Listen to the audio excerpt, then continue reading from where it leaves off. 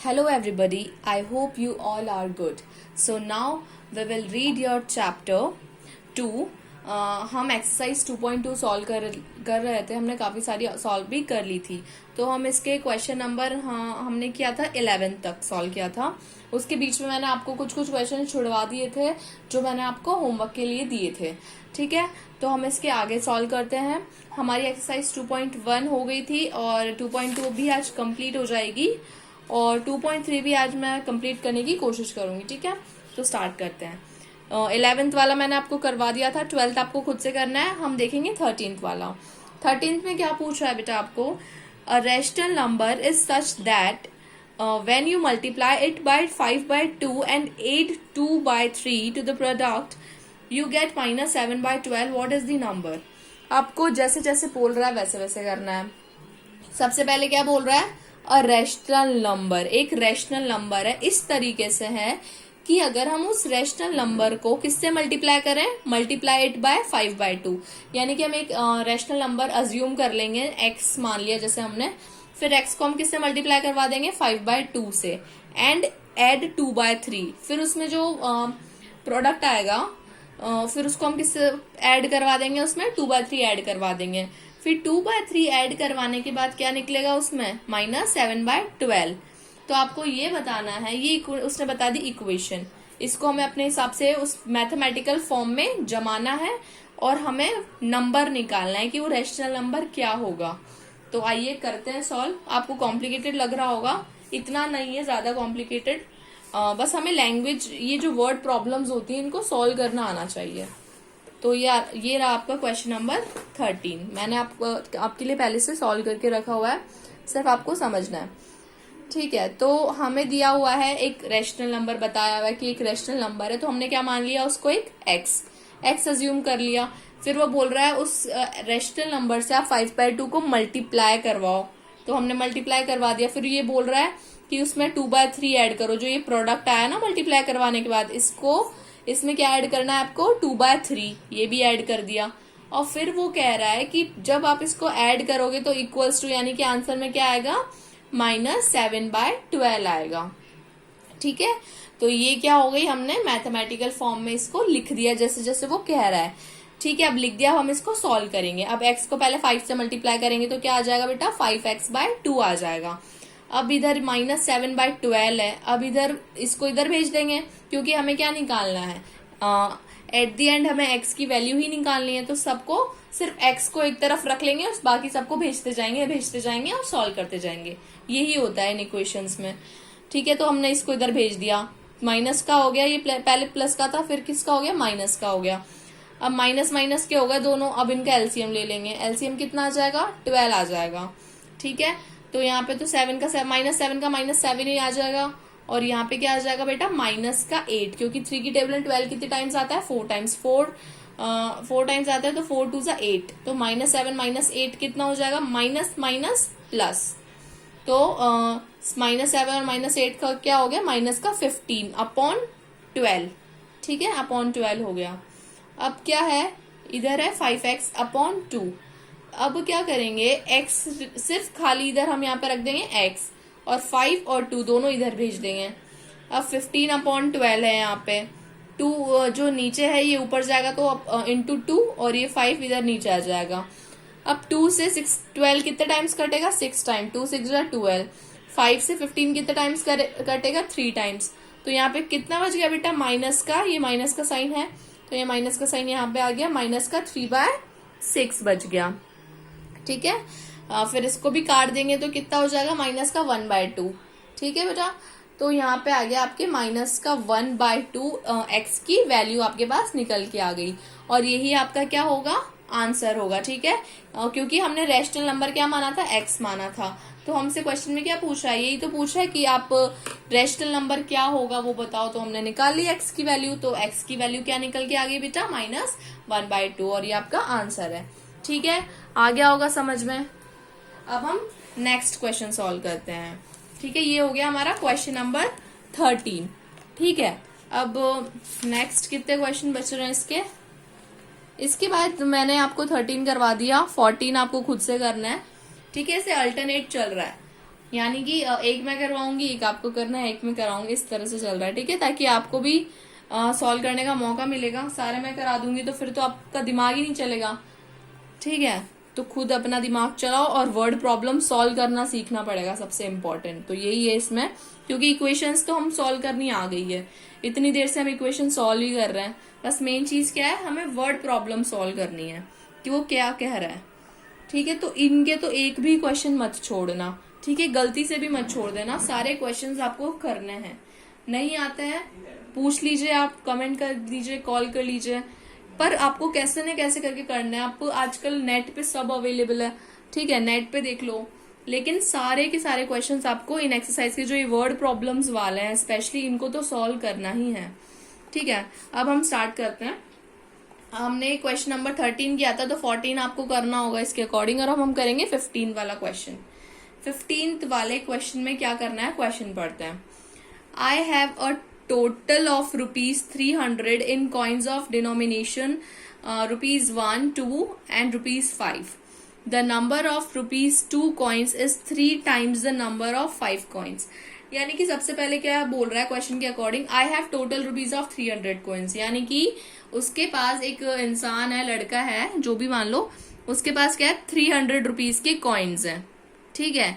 उसमें क्या है ₹1 है, यानी कि ₹300 पड़े हैं उसके पास, और उसमें किस किस के कॉइन्स हैं, ₹1 के और ₹2 के और ₹5 के कॉइन्स हैं उसके पास। अब जो ₹2 के जो कॉइन्स हैं वो कितने ज्यादा हैं उसके पास, 3 times of the number of 5 coins, यानी कि जितने 5 कॉइन्स है ना, ₹5 के जितने कॉइन्स हैं उसके पास, उससे 3 टाइम्स ज्यादा है किसके कॉइन्स, ₹2 के कॉइन्स। तो और जो टोटल नंबर ऑफ कॉइन्स है वो कितने दिए हुए हैं बेटा आपको, 160।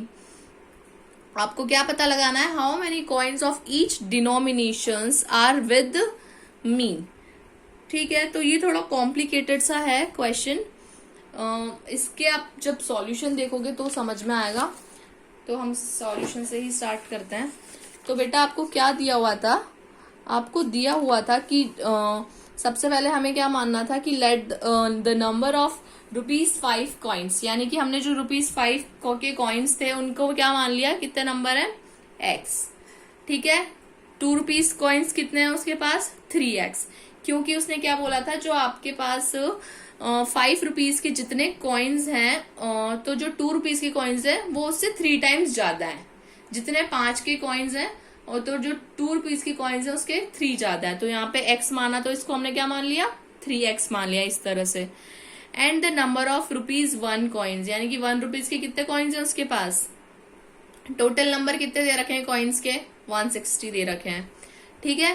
क्वेश्चन में देखना 160 आपको टोटल कॉइन्स दे रखे हैं, और 2 और 5 के कॉइन्स कितने मान लिए, 5 के तो मान लिए x और इसके मान लिए 3x। तो 160 में से हम 4x को माइनस कर देंगे तो हमारे पास ₹1 कॉइन्स का नंबर निकल जाएगा, ठीक है। तो हमने इसको इस तरह से लिख दिया। तो अब हम क्या निकालेंगे बेटा, वैल्यू निकालेंगे, ₹5 के कॉइन्स की वैल्यू निकालेंगे। किस तरह से निकलेगी, तो ₹5 के कॉइन्स को हमने कितना माना था, x माना था, तो x को 5 से मल्टीप्लाई करेंगे, क्योंकि हम किससे निकाल रहे हैं, ₹5 के कॉइन्स की निकाल रहे हैं, तो 5 से मल्टीप्लाई कर दिया, तो कितना आ गया यहाँ पे, 5x, ठीक है। अब हम क्या कर रहे हैं, आप यहाँ देखिए, अब हम निकाल रहे हैं वैल्यू ऑफ ₹2 कॉइन्स। ₹2 के कॉइन्स की वैल्यू हमने कितनी मानी थी बेटा, 3 मानी थी, 3x मानी थी। तो ₹2 के हैं तो हमने 2 से मल्टीप्लाई करवा दिया, तो कितना आ गया, 6x आ गया। अब हमने निकालनी है value of ₹1 coins. Value of ₹1 coins क्या मानी थी हमने, 160 माइनस 4x इंटू 1 क्यों करेंगे, क्योंकि ₹1 कॉइन्स निकाल रहे हैं तो 1 करेंगे। अब इसको मल्टीप्लाई कर दिया तो कितना आ गया, वही का वही आएगा, किसी भी चीज को 1 से करें तो वही, 160 माइनस 4x आ गया। अब क्वेश्चन के अकॉर्डिंग क्या दिया हुआ बेटा, सारे कॉइन्स को ऐड कर लेंगे हम, जितने भी हमने वैल्यूज निकाली है ना, जितने भी कॉइन्स की, उनको ऐड करके किसके इक्वल्स टू में रख देंगे, 300 के इक्वल टू में। क्योंकि क्या बोल रहा है वो, ये जो टोटल रुपीज हैं वो कितना है, 300 रुपीज है इन कॉइन्स ऑफ डिनोमिनेशंस, ठीक है।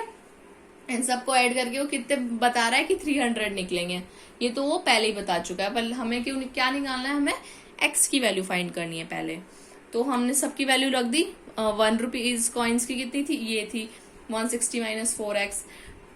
2 रुपीज कॉइन्स की थी 6x और 5 रुपीज कॉइन की थी 5x। इनको ऐड कर लिया, x वालों को ऐड कर लिया तो यहाँ पे हो गया 11x। और 640 माइनस जो 640 था, ठीक है, 11x आ गया, 640 का 640 और यहाँ पे माइनस 4x। अब 11x और माइनस 4x कितना हो जाएगा यहाँ पे 7x। और हम 160 को अगर इधर भेज देंगे, 300 के इधर भेज दिया तो यहाँ पे कितना आ जाएगा बेटा 140 आ जाएगा। ठीक है, अब x इज इक्वल्स टू 140/7 हो जाएगा, है ना, क्योंकि ये मल्टीप्लाई में है तो ये हो जाएगा डिवाइड में। डिवाइड में हो गया तो जब 7 को 140 से हम करेंगे तो कितना आ जाएगा, x की वैल्यू आ जाएगी आपके पास 20। तो ये अभी आंसर नहीं है, ये सिर्फ आपके पास x की वैल्यू आई है। हमें निकालना है 5, 2 और 1 रुपीज कॉइन्स के निकालने के कितने नंबर हैं। तो हमने कितना माना था, 5 रुपीज का तो क्या माना था 5x माना था। तो 5 कॉइन्स का कितना माना था, आप यहाँ पे भी देख सकते हैं।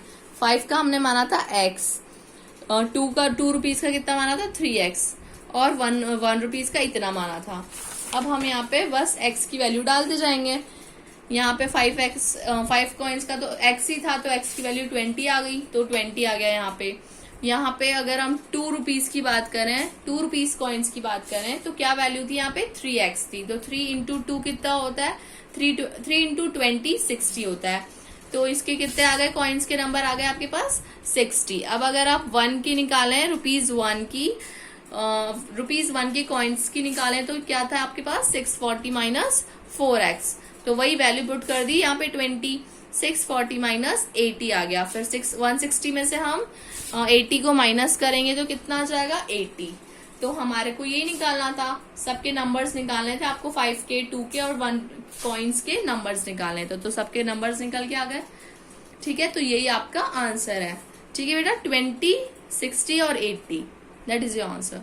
और ये क्वेश्चन काफी ज्यादा कॉम्प्लिकेटेड था, बस आपको समझ में आना चाहिए, मेन चीज है समझ में आना चाहिए। और अगर इस तरह का कोई और क्वेश्चन आ गया तो वो आप कर सको, इतना अच्छे से समझ में आना चाहिए।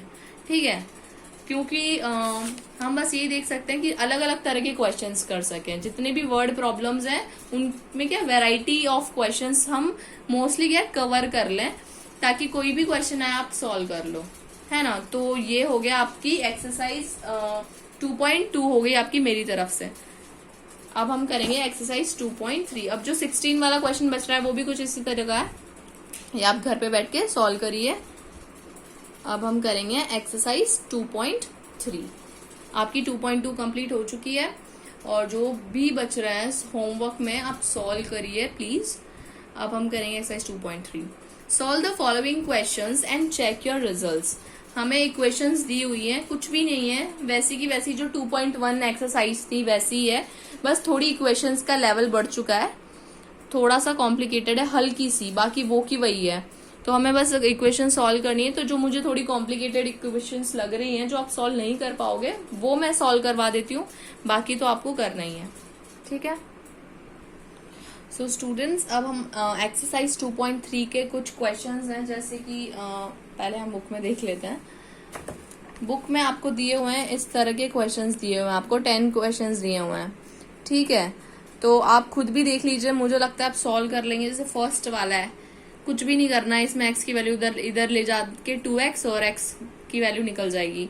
इसमें भी क्या करना है, t की तरफ एक तरफ रख लो, इसको इधर ले जाओ और t की वैल्यू निकल जाएगी। थर्ड वाला है, थर्ड में भी वही 3x को इधर ले आओ, 9 को इधर ले आओ, इस तरह से सॉल्व करके इनकी वैल्यूज निकल जाएगी। फोर्थ वाले में भी कुछ भी नहीं है, z को इधर ले आओ, 3 को इधर ले आओ।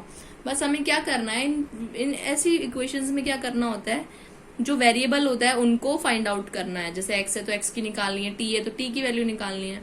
तो इनको एक तरफ कर लेते हैं और जो बाकी के जो कॉन्स्टेंट्स होते हैं उनको एक तरफ कर लेते हैं। ठीक है, जितनी देर में आपका आंसर आ जाता है। इसी तरह से फिफ्थ वाले में भी बिल्कुल नॉर्मल है, x वालों को इधर ले जाएंगे।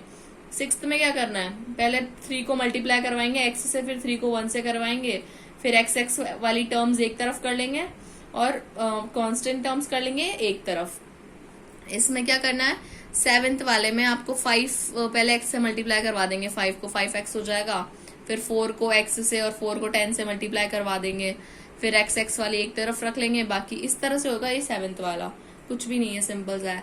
अब थोड़ा 8th वाले में कुछ भी नहीं है वैसे होने में, बाकी मैं आपको एक बारी 8th वाला मुझे थोड़ा सा लगा हल्का फुल्का सा, थोड़ा सा हार्ड लगा, और 9th वाला भी थोड़ा कॉम्प्लिकेट, 9th वाले भी बिल्कुल सेम है, सॉरी, जैसा 8th है वैसा ही 9th है। तो मैं आपको 8th वाला करवा दूंगी एक, और एक 10th वाला करवा देती हूँ, ठीक है। बाकी तो कुछ भी नहीं है इनमें, तो बच्चों जैसे क्वेश्चन है, ठीक है। तो ये आपको खुद को करना है, 2 क्वेश्चन मैं आपको करवा रही हूँ।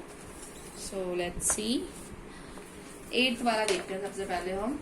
8th वाले में क्या दिया हुआ बेटा, आपको इक्वेशन दी हुई है यहाँ पे 2x/3 + 1 = 7x/15 + 3।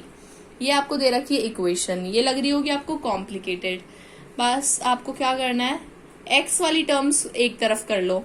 इसमें x वाली टर्म्स कौन सी, ये वाली, तो इसको ले आएंगे इधर और 1 को भेज देंगे उधर, ठीक है। 1 को भेज दिया इधर, तो ये इधर आते ही ये प्लस में था, तो ये किधर किस में हो जाएगा, माइनस में, ठीक है। ये है आपका माइनस। अब यहाँ पे =3 - 1, क्योंकि ये प्लस में था, ये हो गया माइनस में। एलसीएम ले लिया हमने इसका। जब भी ऐसी सिचुएशन होती है एलसीएम ले लो फटाफट से। फिर 15 आ गया एलसीएम। 3 की टेबल में 15 कितने टाइम्स आता है, 5, 5 2 = 10, 10x आ गया। इधर तो माइनस का 7x ही आएगा, और इधर 3 - 1 होता है 2। अब 10 में से 7 गए तो कितना बचा, 3x/15 चल ही रहा है, =2। अब क्या करना है, 15 को ये डिवाइड में है, इधर भेज देंगे, तो किस में चला जाएगा, मल्टीप्लाई में। तो 15 × 2, 15 2 = 30। यहाँ तक आ गया, 3x का 3x है ही सही इधर, 15 2 = 30। अब x = हमें निकालनी है x की वैल्यू, तो 3 को भेज देंगे नीचे, तो नीचे भेज दिया हमने इसको, क्योंकि मल्टीप्लाई में था तो डिवाइड में ही जाएगा। तो अब 3 की टेबल में 30 कितने टाइम्स आता है, 10 टाइम्स, 3 10 = 30। तो x की वैल्यू आपके पास क्या निकल के आ गई बेटा, x = 10। तो ये ही आपका आंसर है क्वेश्चन नंबर 8 की इक्वेशन का। आ गया समझ में, बहुत इजी है, आ गया होगा, कुछ भी नहीं है। अब हम देखते हैं इसी से 10th वाला क्वेश्चन देखते हैं हम।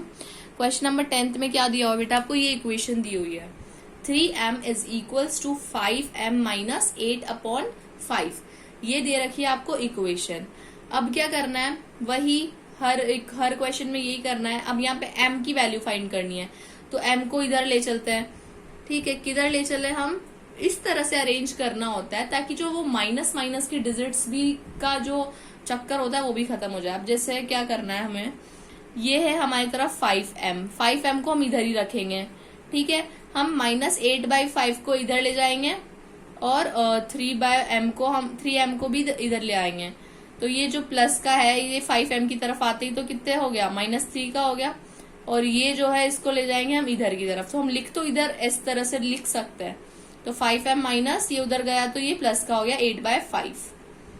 तो 5m - 3m 2m आ गया, = 8/5 चल ही रहा है। अब m की वैल्यू निकालनी है हमें, तो 2 नीचे चला गया यहाँ पे, 8/5 × 2 कर दिया हमने यहाँ पे।